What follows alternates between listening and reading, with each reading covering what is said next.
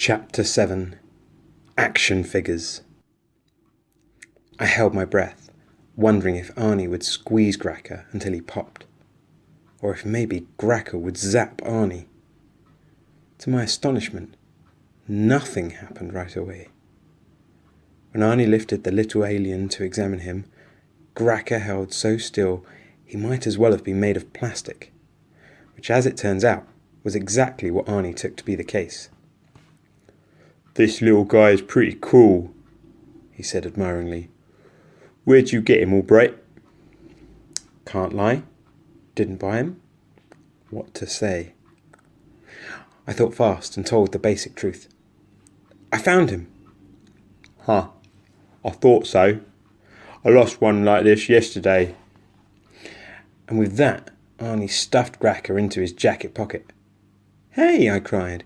"Give him back. He's mine." Okay, that last sentence wasn't strictly true. Gracker wasn't exactly mine, but you know what I meant. "You said you found him," said Arnie. "I'm telling you, I lost him. Wanna make something of it?" Before I could answer him, Madame Pong's voice sounded in my ear. "Rod, what's going on?"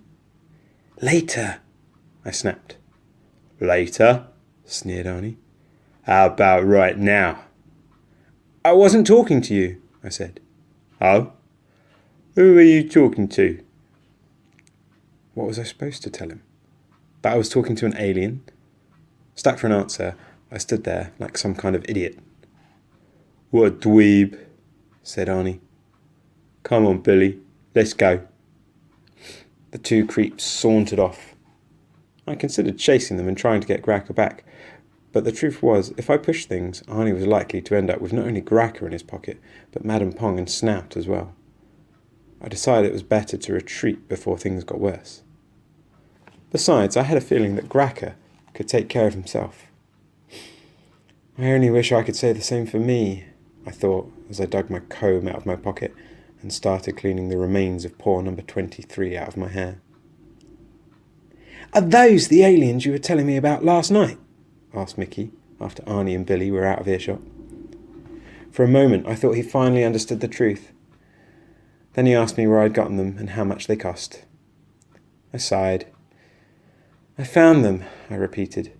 "I don't think you can get them around here." "Come on, Rod. I want some too.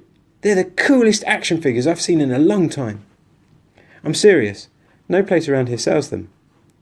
"Well, let me look at the others," he said, reaching toward my backpack. "No!" All right, he said, throwing up his hands. "Boy, are you touchy today."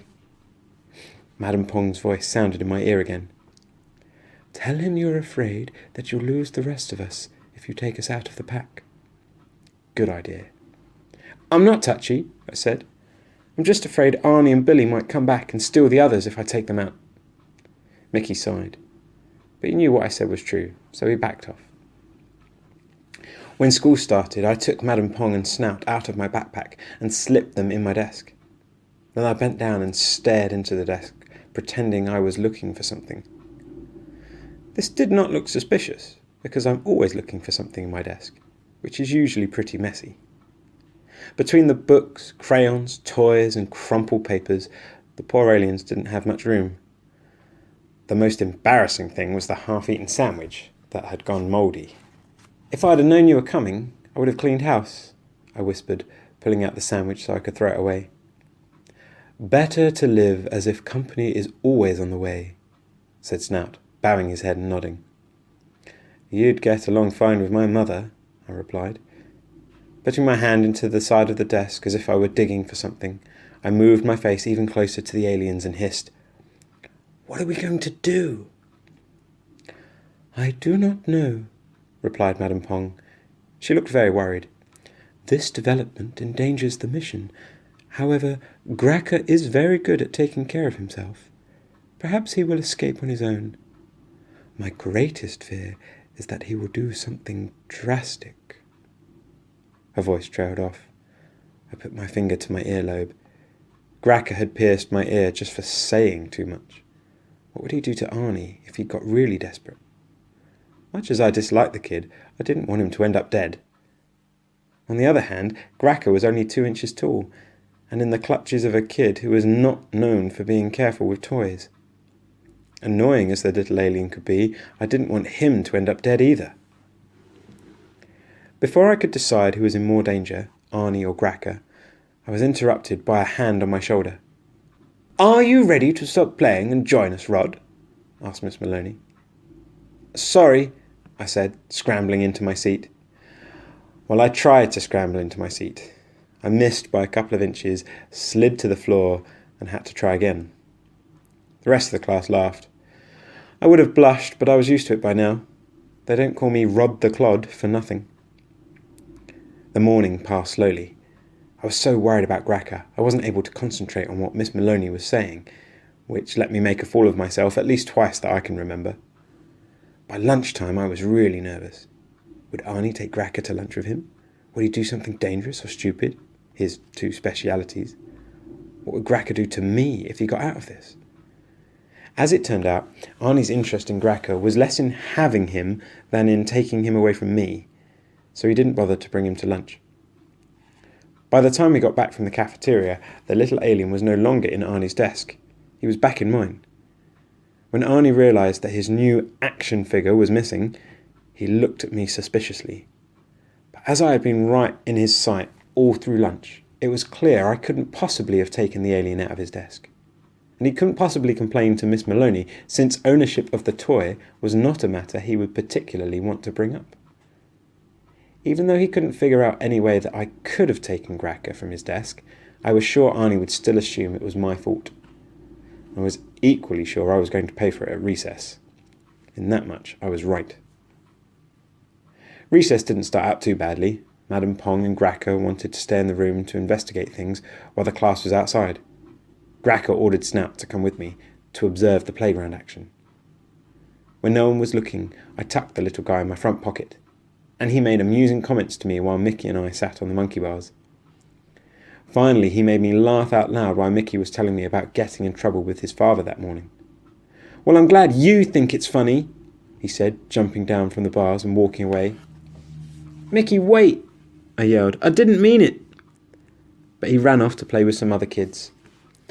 "I most humbly apologise," said Snout. "I did not want to cause trouble between you and your friend." "Don't worry," I said. "He gets sensitive sometimes. It won't last." I was the one who should have been worrying. I got off the monkey bars and started to wander towards the building. As I walked, Snout started to tell me a little about his planet. I got so interested in what he was saying, I didn't look where I was going. Major error. Next thing I knew, Arnie and Billy had me cornered against a blank wall near the kindergarten rooms. While it would normally have been Billy who took the role of torturer, today Arnie had a personal grievance against me. So it was Billy who kept an eye out for the teacher, while Arnie pushed me against the wall and said, "Give it back, Albright." "Give what back?" I asked, trying to sound innocent. "You know, that little monster guy. You took him out of my desk. I want it back." "I didn't take anything out of your desk, Arnie. Honest." Arnie looked at me funny. Even though he liked to beat me up, he knew I didn't lie. "What are you trying to pull, Albright?" "Nothing. I'm just trying to get through the day without getting my face pounded in." "More truth." "Well, better luck tomorrow," said Arnie, drawing back his fist. I saw the punch heading straight for my face. I was sure I was dead, or at least severely wounded. Then time went all funny.